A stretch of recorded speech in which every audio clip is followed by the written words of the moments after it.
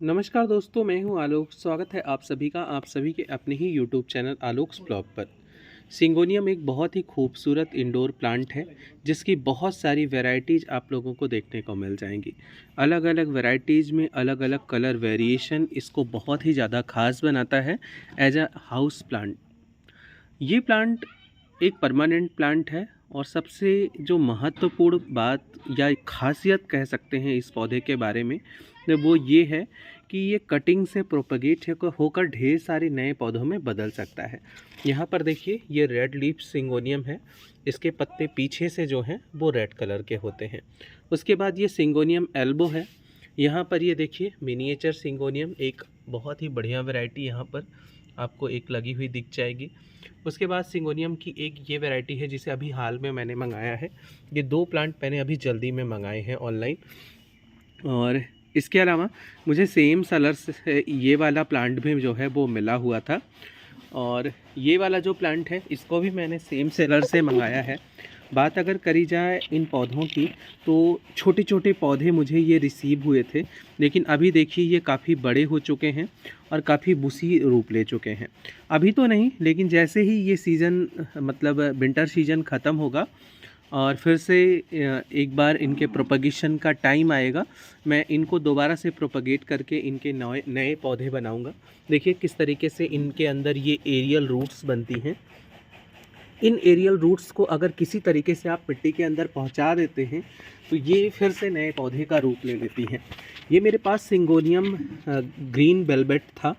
बिल्कुल green colour की इसकी पत्तियां जो हैं वो एक वेलवेट के जैसे, जो है वेलवेट एक कपड़ा आता है उसके जैसे दिखाई देती हैं, तो बिल्कुल मखमल के जैसे।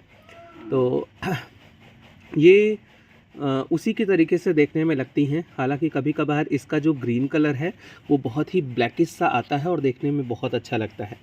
इसको मैंने एक सिंगल प्लांट लिया था और मैंने देखा कि ये प्लांट मेरा जब ख़राब हो रहा है तो मैंने कटिंग लगाकर इसके दो पौधे यहाँ पर लगाए और एक यहाँ पर लगाया। अभी ये देखने को मिल रहा है कि इसका ये वाला जो प्लांट है इसमें तो कोई बहुत न्यू ग्रोथ निकल के नहीं आई है, लेकिन मुझे भी लगता है कि ये चल जाएगा बहुत आसानी से। और ये दो जो है ये तो बहुत अच्छे से लग गई हैं।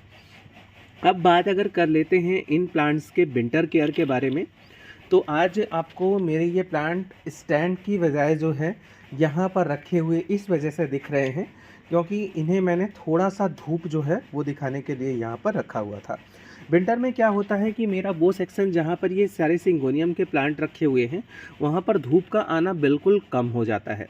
इनडायरेक्ट सनलाइट भी जो आती है वो बहुत ही मध्यम सी होती है क्योंकि धूप ही बहुत धीमे धीमे मतलब बहुत हल्की सी निकल के आ रही होती है। इस वजह से इनको महीने में या फिर दूसरे तीसरे हफ्ते में एक आध बार अगर हम धूप दिखा दिया करेंगे तो हमारी ये पौधे बहुत अच्छा करते हैं। इवन जो है ग्रोथ के साथ साथ इनके पत्तों के अंदर जो चमक होती है वो बनी रहती है।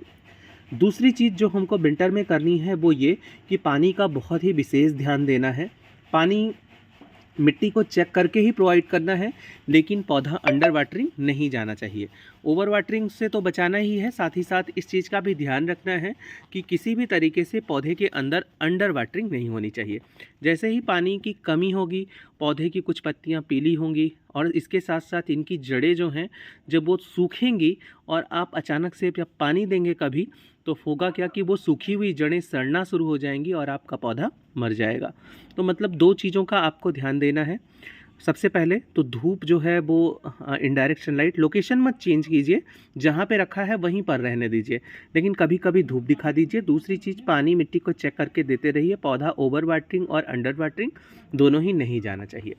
तीसरी जिस चीज़ का ध्यान रखना है वो है हमें इस पौधे के ऊपर मिस्टिंग करके वाटरिंग देने का। बहुत बार क्या होता है विंटर में, चूँकि बहुत ज़्यादा हमारे वातावरण में जो फॉग होती है वो जब पौधों की पत्तियों पर गिरती है तो वायुमंडल में जो डस्ट होती है उसको लेकर पत्तों के ऊपर आती है।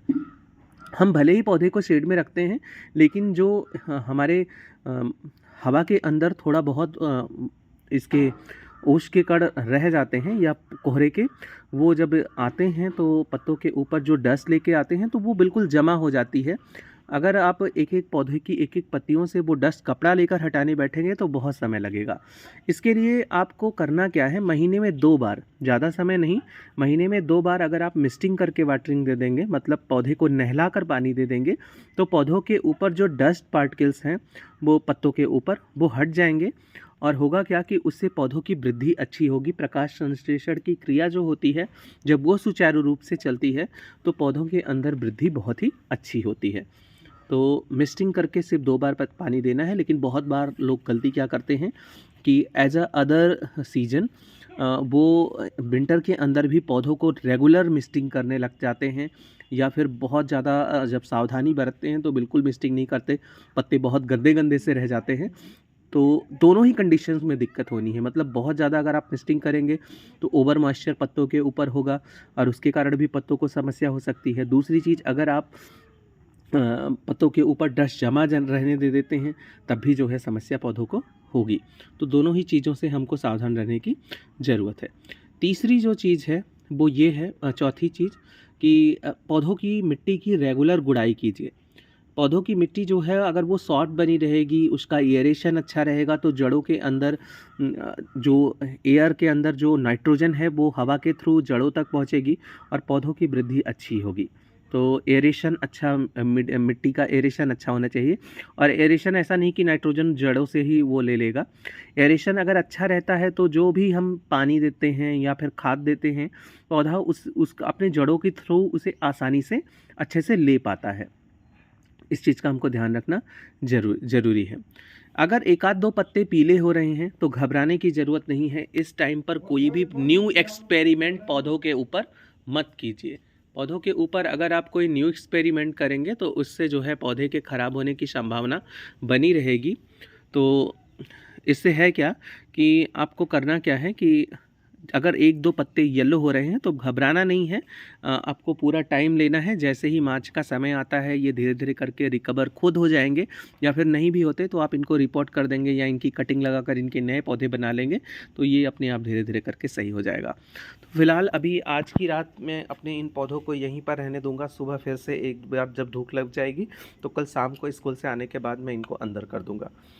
कैसी लगी आपको मेरी ये वीडियो और ये मेरा सिंगोनियम का कलेक्शन, कमेंट सेक्शन में जाके बताइएगा। एक दिन सोच रहा हूँ एल्बो के ऊपर एक अलग से वीडियो बनाकर आप लोगों को दूँ।